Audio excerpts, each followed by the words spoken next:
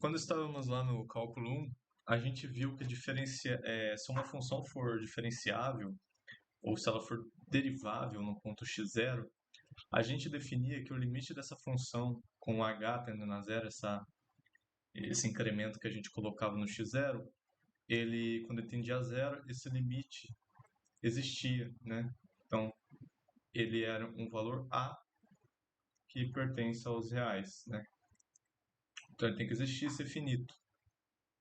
Só que quando a gente está lidando com uma função de duas variáveis, uma função x e y, não faz mais sentido a gente colocar um h dessa maneira, porque se a gente for incrementar essa função, a gente tem que somar dois valores,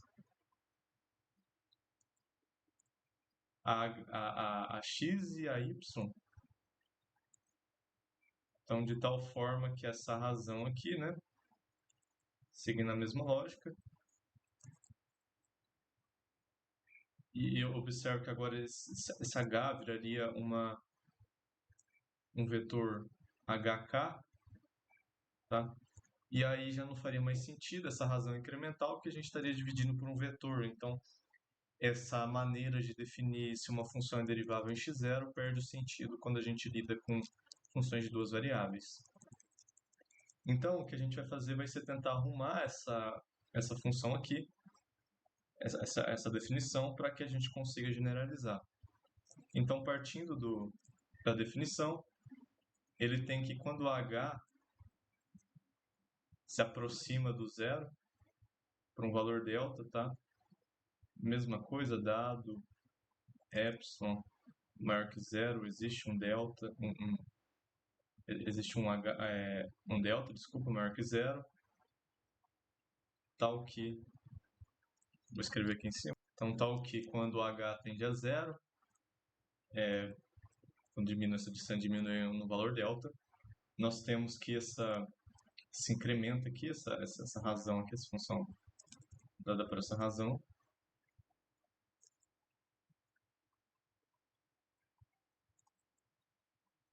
é, dessa maneira aqui, primeiro a gente vai resolver para uma variável, tá? Depois a gente generaliza. Então ele se aproxima desse valor A, pois a gente está, vamos colocar A aqui não L, pois a gente vai supor que esse valor existe, né? A gente consegue calcular ele. Então, a gente consegue dar uma pequena mudada. Observe que vai ser um C somente, vai ser uma equivalência, pois o que a gente vai fazer vai ser só pegar esse valor aqui. Então, vamos multiplicar por H e vamos dividir.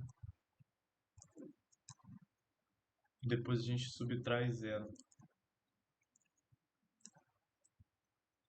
Menor que epsilon. Observe que agora a gente tem um módulo aqui dessa função. Então, o que a gente pode fazer é colocar um módulo aqui também. Você observe que, por exemplo, 1 sobre módulo de h, o módulo disso daqui é igual a 1 sobre módulo de h. Não faz diferença colocar isso aqui, tá? Mas vai fazer quando a gente vai lidando aqui. Só que observe que a gente fez algo que a gente pode fazer isso. Então veja que agora a gente tem uma equivalência do tipo, se o limite do h tendendo a zero desse quociente aqui for igual a A, temos uma equivalência do tipo que a gente pode escrever esse cara de uma maneira que dá na mesma, desse outro quociente aqui. Isso aqui é igual a zero, porque está tendendo a zero dessa vez. Então, nós temos essa equivalência. Então, se esse limite que existir for um número real, a gente consegue escrever essa mesma, essa mesma, esse mesmo número, né, esse mesmo valor, dessa maneira aqui. Mas dessa vez a gente tem um módulo aqui que vai nos auxiliar quando a gente for levar para duas variáveis. Então veja que dado se o limite existir for um número A, a gente pode, então essa função aqui, quando a gente colocar o limite do h tendendo a zero, ela tem que dar zero. Tá? A gente tem essa equivalência aqui. Então, se a gente descobrir esse valor A, a gente pode colocar ele aqui e ver se o limite se esse limite dá zero. Se der zero, quer dizer que esse valor aqui, né, essa função foi diferenciável no ponto x0. Não sei se deu para entender, espero que tenha dado. Então, dessa vez a gente consegue generalizar, pois a gente tem um módulo. Então, o que a gente vai fazer agora é definir da seguinte maneira. Então, esse vetor h e k tende a zero. Então, a gente incrementa tanto no, no x quanto no y. Menos f de x0 e y0. Agora a gente tem dois valores aqui, né? Para esse e para esse. Então, vai ter que existir um a e um b, tá? Tal que se a gente pegar a norma desse vetor aqui, dividir pela norma desse vetor, isso aqui tem que ser zero. A gente vai definir a diferenciabilidade de função de duas variáveis dessa maneira aqui. Então, existem um A aqui e um B aqui, que a gente vai determinar ele através de um teorema aqui que a gente vai demonstrar, tá?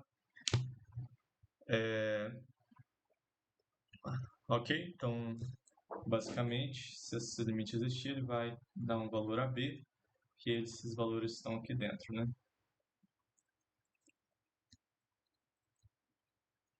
Aí uma coisa que não foi dita aqui, que não foi pronunciada aqui é o seguinte. Bom, se f de xy for diferenciável, será que ela é contínua nesse ponto x0 e y0? Se ela for diferenciável em x0 e y0, será que ela é contínua naquele ponto? E a gente vai ver que sim, a gente vai demonstrar agora, tá? Observe que isso aqui só foi dito, olha, a gente vai definir a diferenciabilidade dessa maneira, e se essa diferenciabilidade, se esse f for diferenciável em x0 e y0, então esse limite aqui tem que ser zero. Observe que se ele for diferenciável nesses pontos, tem que ser zero. E a gente vai ver então que se isso for satisfeito, essa função ela é contínua.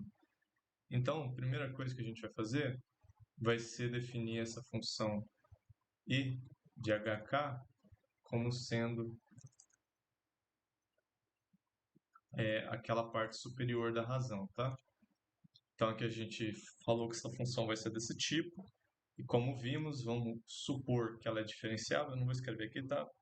Mas vamos supor que ela é diferenciável para a gente seguir o raciocínio, porque se não for, então não vai aplicar o que a gente está fazendo. Mas, claro, o que a gente está desenvolvendo aqui é seguindo que a f ela é diferenciável. Então, se ela quebrar as coisas que a gente está construindo aqui, então ela não vai ser diferenciável, né? Porque esse pensamento que a gente está fazendo, ela não aplicou aquela certa função. Então, esse quociente aqui tem que ser zero. Tá? Então, vamos ver aqui como que se comporta o limite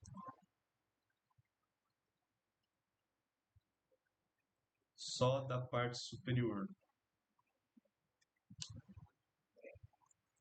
Então, nós temos aqui, a gente pode distribuir esses limites e veja que isso daqui é um valor real, né? Isso aqui é um valor real, é a função avaliada em x0 e y0. Então, isso aqui é um real.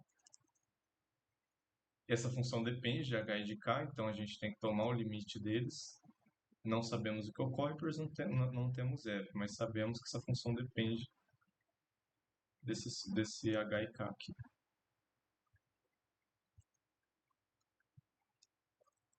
Então, essa outra aqui ela é constante, então o limite dela é sempre ela mesmo, né?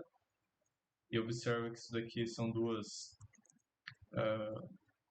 retas, né, grosso modo, e quando ele tende a zero, esses dois valores aqui também tendem a zero, pois não são constantes, mas são retas, entre aspas, né? Então, isso aqui é zero. Então, a gente vê que esse valor aqui, ó, ele dá essa parte aqui, tá? A parte superior, então, o limite da parte superior dá isso aqui. E agora, observe que se a gente pegar o limite de h de 0, 0, e a gente multiplicar pela norma em cima e embaixo,